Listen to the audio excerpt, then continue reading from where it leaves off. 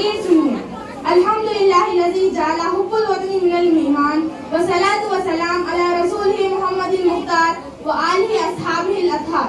अम्मा बाद, मुअज़्ज़िज़ प्रिंसिपल साहब, मुअज़्ज़िज़ असातिज़ाए इस्लाम, मेरे अजीज दोस्तों और तमाम अहले मजलिस, अस्सलामु अलैकुम व रहमतुल्लाहि व बरकातुहू। आज मैं इस मुबारक और तारीखी दिन पर कुछ जज्बाती दिन पेश करने आई हूँ। जी हाँ, वो दिन जिसने हमें गुलामी की जंजीरों से तोड़ा, वो दिन जिसने हमें बिखार, शनाख्त और आज़ादी का तोहफा दिया। वो दिन है 15 अगस्त, हमारा यौम आज़ादी। मेरे अजीजों, आज़ादी क्या है?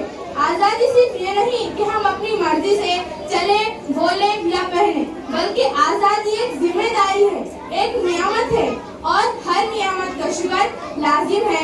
हम जब आज़ाद फिजा में सांस ले रहे हैं, आज़ादी से नमाज पढ़ रहे हैं, मदारिस व मकातिब चला रहे हैं, ये किसी की कुर्बानियों का समर है।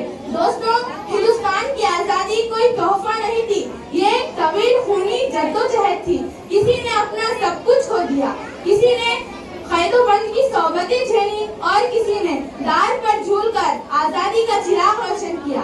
क्या हम बहादुर शाह जफर को भूल सकते हैं, जिन्होंने अपनी आखिरी सांस गैर मुल्की जमीन पर कैद में ली? क्या हम फजल हक खैराबादी, मौलाना अबुल कलाम आजाद, टीपू सुल्तान जैसे शहसवारों को भुला सकते हैं, जिन्होंने अपना कलम, जुबान, जान सब कुछ आज़ादी पर कुर्बान कर दिया? इस्लाम ने हमें सिखाया है कि हुब्बुल वतनी मिनल ईमान, वतन से मोहब्बत ईमान का हिस्सा है। रसूल अकरम सल्लल्लाहु अलैहि वसल्लम जब मक्का से मदीना हिजरत फरमा रहे थे तो फरमाया, ऐ मक्का, तू मुझे सबसे प्यारा है, अगर मेरी कौम मुझे ना निकालती तो मैं तुझे छोड़कर कभी न जाता। ये है इस्लाम का जज्बा वतन। यही जज्बा हमारे अकाबिर उलमाए-दीन, मुजाहिदीन और कायदीन में बदर के अस्म मौजूद था। लेकिन कुछ लोग आज कहते हैं कि मदारिस, मौलवी, उलमा सिर्फ मसाजिद तक महदूद है, लेकिन तारीख चीख कर गवाही दे रही है कि 1857 की जंग आज़ादी में सबसे ज्यादा फांसियां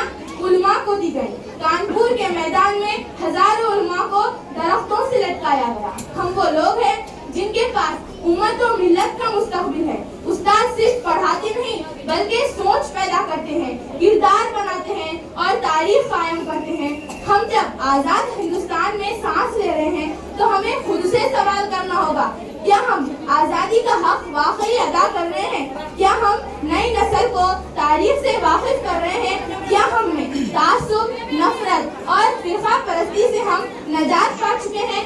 अगर नहीं तो आज यौम आज़ादी के मौके पर हमें सिर्फ झंडा लहरानी नहीं बल्कि नीयत, अज़्म और अमल की भी तस्दीक करनी होगी। हमें बच्चों को कौमी यकजहती का पैगाम देना है। हमें इस्लाम और हुब्बुल वतनी के दरमियान हम आहंगी वाज़ेह करनी है और आज़ादी के असल रूप नई नस्ल तक पहुँचानी है।